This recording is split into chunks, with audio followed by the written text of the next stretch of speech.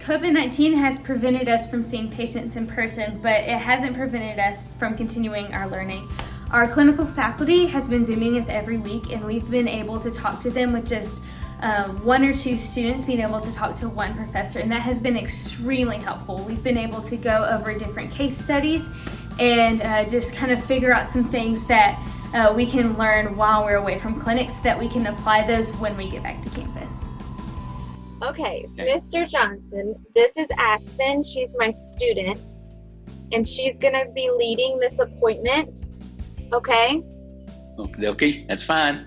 So she's gonna ask you a couple questions about what's been going on and how everything's been going, okay? All right.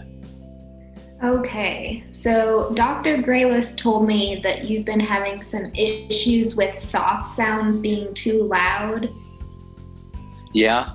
Okay. It's not as noticeable here the last few days, but I didn't adjust my volume. I still got to set on what we set in the office, but I didn't know if that had anything to do with it or not. Okay. One thing that's really stood out to me was the success of some clients have had at home in their learning rather than in the clinic. They felt more just at peace and like they can be more comfortable around us clinicians. So what does it mean for Alex to have teletherapy at this point in time? It means a lot actually for him. One, he gets to still continue to practice using his augmentative device in a controlled therapeutic environment. He's very keen to integrate this device as he prepares for the world of employment. Second of all, as someone with apraxia, a loss of time working on goals can be detrimental. And thirdly, I would say that it's one less loss of routine and schedule that he looks forward to every week. Think about every sound that we're going to say. All right, here's our first one.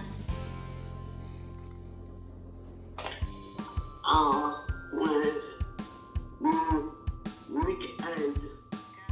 I feel like our supervisory team has really come together and compiled a plethora of resources for us to use online that includes an extra emphasis on counseling for parents, which has been wonderful and I think has really benefited the carryover into the home environment.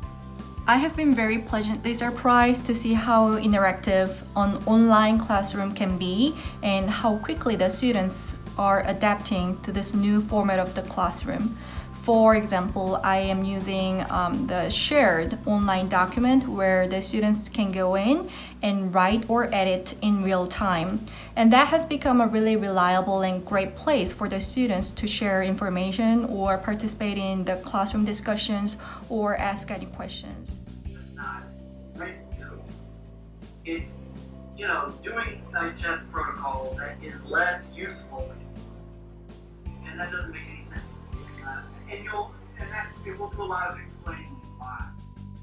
You really have to dig deep inside of you without extra factors maybe influencing your desire to perform. I think that's been a really big thing for me. I just really had to internalize and think about, I signed up for this program, this is my load to take on, and I've just taken really dug deep into this experience and how it'll make me a better clinician and making decisions on my own in the future. There have been a lot of challenging things with online learning, but one of the cool things has been that you can send questions easier and you don't have to raise your hand, you can just send the questions. And so I feel like it's really allowed more people to be involved in the classes and helped with discussion. I think that even though the students miss hanging out with their friends and talking with their professors in person, they've made the transition to virtual learning fairly easily. There haven't been any tech issues that I've experienced in my class, and the students seem to be pretty comfortable using their webcams and talking on camera so that we can get the same sorts of discussions going that we typically get in our seminar class.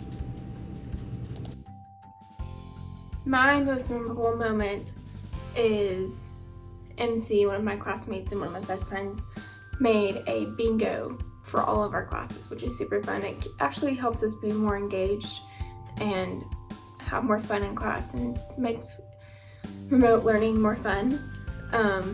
Another memorable moment is that every single day I have worn my Harry Potter pajama pants and nobody has known about it.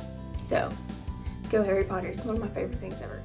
We are all still in constant communication. We do Zoom friend meetups some nights just to socialize as well as talk about different course requirements, and really just, like I said, over communicating that we're all on the same page about assignment and clinical requirements, which has been really great to have that support.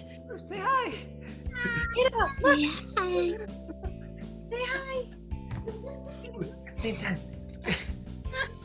So we've stayed in touch through our class group me, and we actually have talked about having a happy hour via Zoom since we're all of age, and so that's just a fun way for us to kind of relax and just be us and not have to worry about being in class or in clinic or anything like that. Logging onto those Zoom meetings on the first day of remote learning has to be the most memorable, just because I was so excited to see everyone's faces. Even though we can't be together, I'm extremely lucky to have classmates that are so supportive. I know that I can call them anytime I'm having a problem and they will be there to pick me up. Go Vols!